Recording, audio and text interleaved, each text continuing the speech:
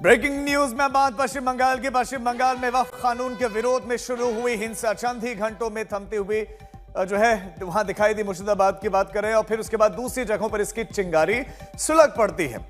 पिछले एक हफ्ते में वक्फ कानून विरोधी सियासत के चक्कर में हुई हिंसा के 3 सेंटर्स उभर चुके हैं। इसमें एक है कोलकाता, जहां पर बयानबाजियां चल रही हैं। दूसरा केंद्र बना मुर्शिदाबाद, वहां पर वक्फ कानून विरोधी सभा बुलाई गई और भड़काऊ भाषण देकर हिंसा करवाई गई।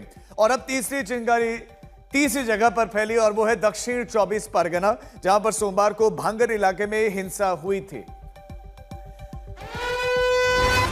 तो भांगर हिंसा मामले में इस वक्त की बड़ी खबर भी आपको दे दें। कल हुई हिंसा के मामले में पुलिस ने अब तक 9 आरोपियों को गिरफ्तार किया है। इसमें उत्तर काशीपुर थाना इलाके के 8 उपद्रवियों को गिरफ्तार किया गया है, जबकि चंदनेश्वर इलाके से एक आरोपी को पकड़ा गया है। अन्य आरोपियों की धरपकड़ की कोशिशें जारी हैं। कल ये पुलिस से भी भिड़े थे, पुलिस के वाहन पलट दिए थे, कई गाड़ियों में जो 2 पहिया वाहन है उनमें आग लगा दी थी और अब गिरफ्तारी हुई है।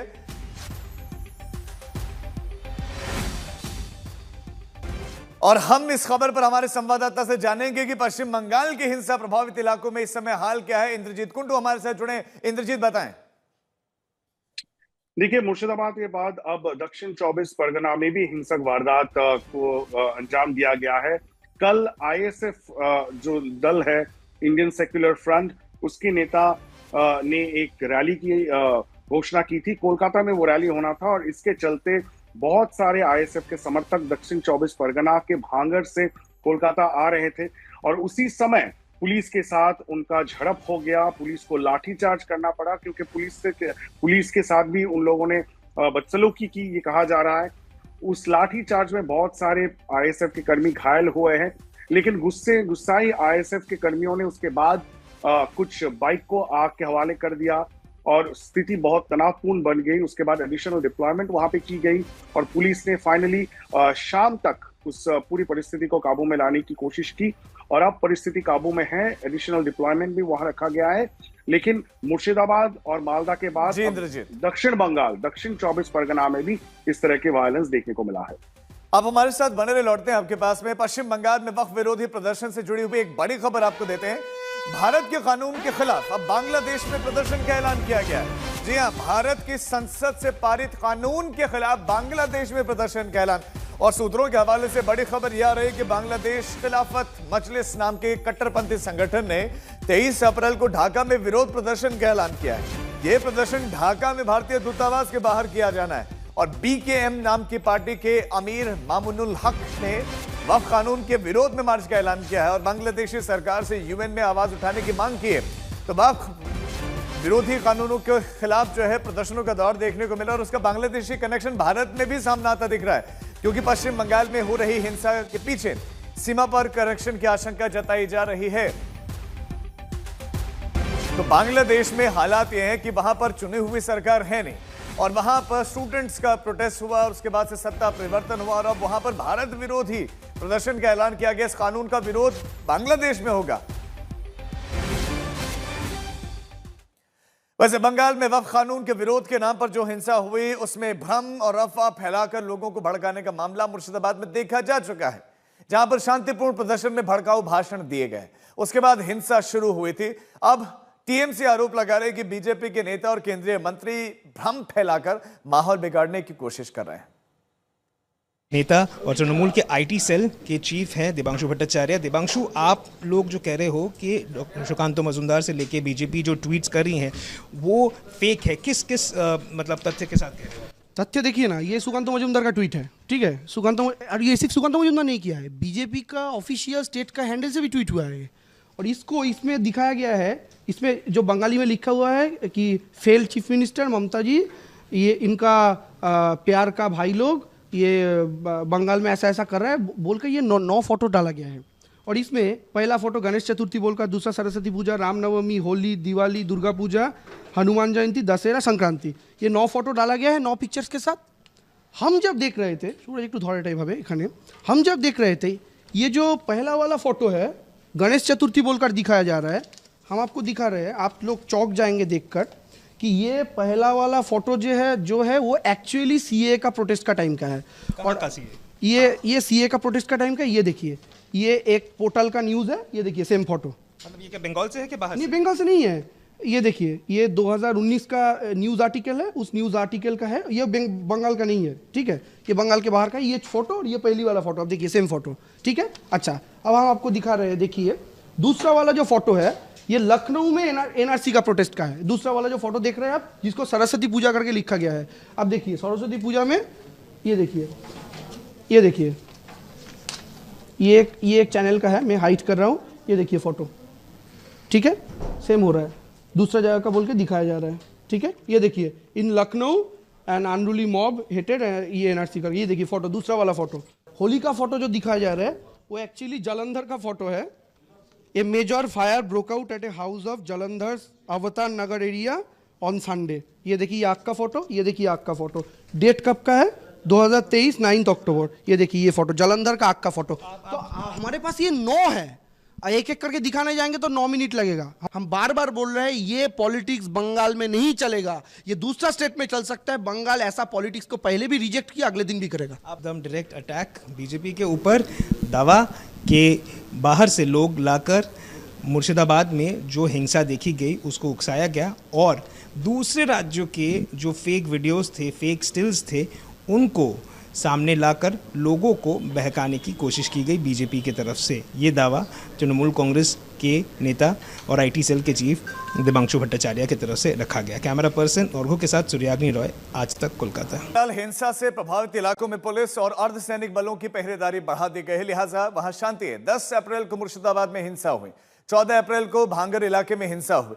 दोनों ही उपद्रवों में पुलिस और हिंदू समुदाय के लोग उपद्रवियों के निशाने पर आए। अगर साजिश के तहत हुआ, जो कि आरोप लगाया जा रहा है, लॉ एंड ऑर्डर किसके हाथ में था, रोकना किसको था, टीएमसी को रोकना था, नहीं रोका, इसीलिए सवाल खड़े हो रहे हैं। मुर्शिदाबाद में हिंसा हुई, वहां हत्या हुई, हिंदुओं का पलायन तक हुआ।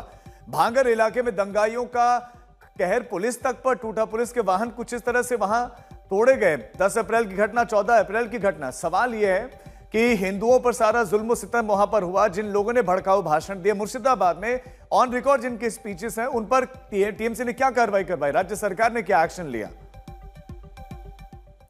पश्चिम बंगाल में चल रही हिंसा की वजह क्या वक्फ कानून ही है या इस तरह की हिंसा देश विरोधियों की साजिश है? यह बड़ा सवाल है और इसका पता लगाने में जांच एजेंसियां भी जुटी हुई है। लेकिन बंगाल में जिस तरह से हिंसा फैलती जा रही है वो चिंताजनक जरूर है।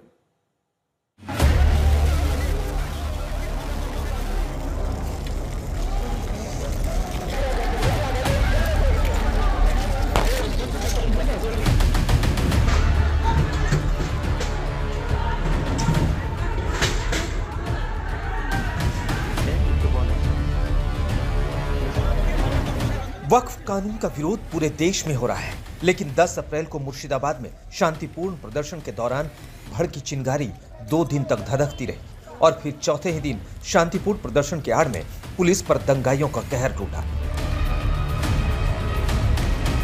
भांगर में यह सारा उपद्रव इंडियन सेक्युलर फ्रंट नाम के संगठन के अवैध प्रदर्शन के दौरान हुआ था। इसमें सिर्फ सरकारी वाहनों को नहीं फूंका गया, बल्कि पुलिस वालों को निशाना बनाकर हमले किए गए। 8 से ज्यादा पुलिसकर्मी घायल हो गए। पुलिस की गाड़ी है, एक बार कोशिश करेंगे गाड़ी को एक बार अच्छी तरीके से दिखाने को। और यहाँ पर पुलिस के जितने भी सीनियर ऑफिसर्स हैं वो भी यहाँ पे सिचुएशन की गाड़ी की स्थिति देखिए, ये पुलिस की गाड़ी है और इसको कंप्लीटली उलट-पलट कर दिया गया है। फिलहाल भांगर में इतनी आगजनी, उपद्रव और हिंसा के बाद पुलिस ने 2 आरोपियों को गिरफ्तार किया है।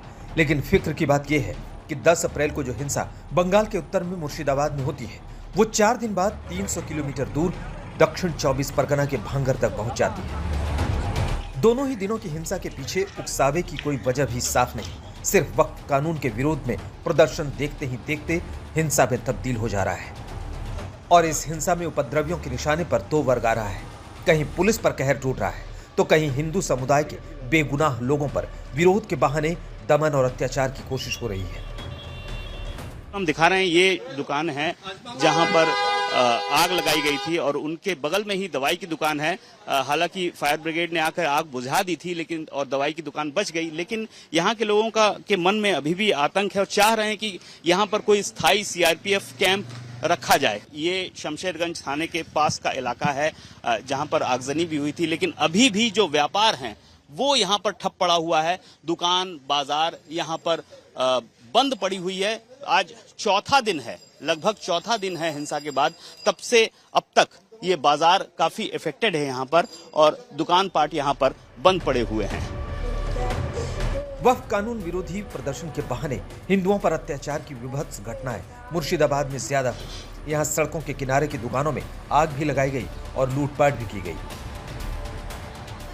बिल्डिंग के पीछे तरफ कमजोर खिड़की लकड़ी का दरवाजा थी, उसको तोड़ के अंदर घुस गया था और घुस के पूरा तहस-नहस कर दिया है। तो कुछ सामान ज़्यादा लूट के ले गया। और ऑपोजिट पे मेरा दुकान है, भगत डिस्ट्रीब्यूटर दुकान है। तो दुकान को शटर को तोड़कर उसमें करीब तभी रनिंग दुकान था, पेमेंट का डेट था, सोमवार को बैंक बंद था, पूरा पेमेंट आया था कल मंगल को। तो 2:30-3 बजे मोह निकला, 2:30 तक पूरा कैश बैंक का टाइम भेजेंगे और मेरा कल 20 से 25 लाख रुपये कैश था। इन लूटपाट और आगजनी से आगे मुर्शिदाबाद में तो अत्याचार की कई घटनाएं हुई हैं, जिनमें हत्या तक की गई है। उस हिंसा के खौफ में शुरू हुआ पलायन सियासत की वजह भले बना हो, लेकिन इंतजामिया की लापरवाही या लाचारी की कीमत एक बड़ा तबका बंगाल में उठा रहा है, ये साफ जाहिर होता है। दक्षिण 24 परगना से सूर्याग्नि रॉय के साथ अनुपम मिश्र, मुर्शिदाबाद, आज तक। मुर्शिदाबाद की हिंसा में एक पिता पुत्र की घर में घुसकर हत्या भी कर दी गई थी। 72 साल के गोविंद दास और 40 साल के चंदन दास की हत्या के बाद 13 लोगों का परिवार डर के मारे घर द्वार छोड़कर झारखंड के साहिबगंज पहुंचा है। 12 अप्रैल की सुबह कैसे उपद्रवियों ने दुकान से खींचकर पिता पुत्र की हत्या कर दी थी, उस वारदात की यादें रोंगटे खड़े कर देती है। हम लोग जाफराबाद से आए हैं। हम लोग का ऊपर बहुत हमला हुआ है। हम लोग वहाँ से बहुत कष्ट करके यहाँ पर भाग कर आए हैं।